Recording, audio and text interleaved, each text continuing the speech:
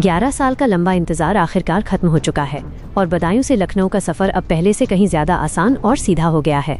पश्चिमी उत्तर प्रदेश के रेल यात्रियों के लिए यह किसी बड़े तोहफे से कम नहीं है, क्योंकि केंद्रीय राज्य मंत्री BL वर्मा ने उझानी और बदायूं रेलवे स्टेशन से कासगंज ऐशबाग एक्सप्रेस को हरी झंडी दिखाकर इस ऐतिहासिक रेल सेवा का दोबारा शुभारंभ कर दिया है।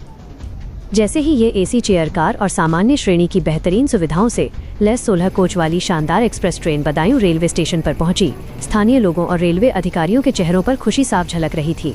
ढोल नगाड़ों और जोरदार स्वागत के बीच जब ट्रेन लखनऊ के लिए रवाना हुई तो ये सिर्फ एक ट्रेन की विदाई नहीं थी, बल्कि इस पूरे इलाके के विकास की एक नई रफ्तार थी। अब कासगंज, बदायूं, बरेली, पीलीभीत, लखीमपुर और सीतापुर के यात्रियों को लखनऊ आने जाने के लिए किसी भी तरह की परेशानी का सामना नहीं करना पड़ेगा। आरामदायक AC चेयर कार की सुविधा से लैस यह प्रतिदिन चलने वाली एक्सप्रेस ट्रेन व्यापार, शिक्षा, चिकित्सा और तमाम जरूरी कामों के लिए राजधानी की दूरी को बेहद आसान बना देगी। बरसों पुरानी इस मांग के पूरा होने से आज हर दिल खुश है और बदायूं से लखनऊ की ये पटरी अब एक बार फिर विकास, खुशहाली और नए सफर की नई दास्तान लिखने के लिए पूरी तरह तैयार है। जी, आज आपने नई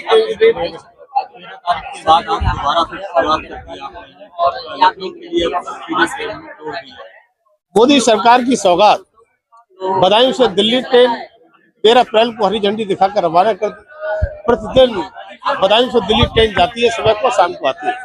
और अब जैसा वादा किया था मोदी सरकार में जो कहा जाता है वो किया जाता है। हमने कहा था कि लखनऊ को भी सीधी ट्रेन चलाएंगे और आज 26 जुलाई के लिए बदायूं से सीधी लखनऊ के लिए ट्रेन एक्सप्रेस आज हमने उझानी से हरी झंडी दिखाने का काम किया है।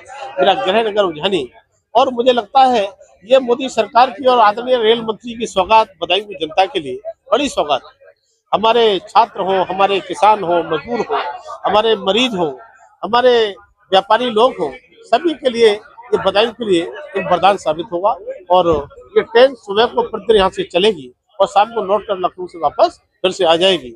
ये सुगमता की यात्रा और कम पैसे में हमारे यात्री कैसे यात्रा कर सके, इसकी चिंता। और रेल की यात्रा तो वैसे ही बहुत अच्छी और सुगमता की यात्रा और सस्ती यात्रा मानी जाती है।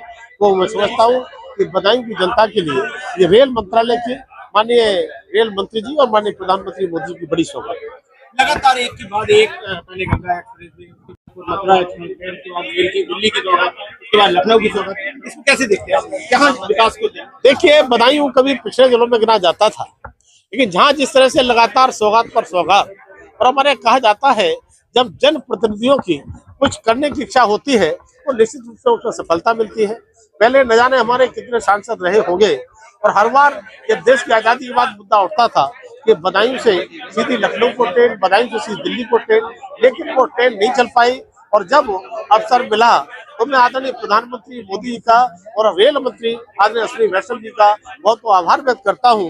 मेरे आग्रह पर जिस तरह से बदायूं से दिल्ली को सीधी ट्रेन चलाई, उसी तरह से लखनऊ के लिए ट्रेन चलाने का काम हुआ है। और केवल ट्रेन ही नहीं, लगातार जिस तरह से हमारा गंगा एक्सप्रेस में आज NCR लखनऊ का मिड पॉइंट बदायूं बन गया है, जिस तरह से मथुरा बरेली हाईवे, उझानी मेरा होम टाउन है, ये दोनों तरफ से बाईपास चली रिंग रोड, हम बदायूं के लिए भी रिंग रोड से जोड़ने जा रहे हैं। तो इस तरह से लगातार बदायूं की जनता ने कभी सपने में भी नहीं सोचा होगा कि इतनी सौगात विकास की मिल सकती है। मुझे लगता है ये मोदी सरकार और योगी सरकार ऐसी सरकारें हैं डबल इंजन की, लगातार काम पूरे देश को प्रदेश को करती हैं। ये बदायूं के लिए विशेष सौगात देने का काम आपने लिया है क्या?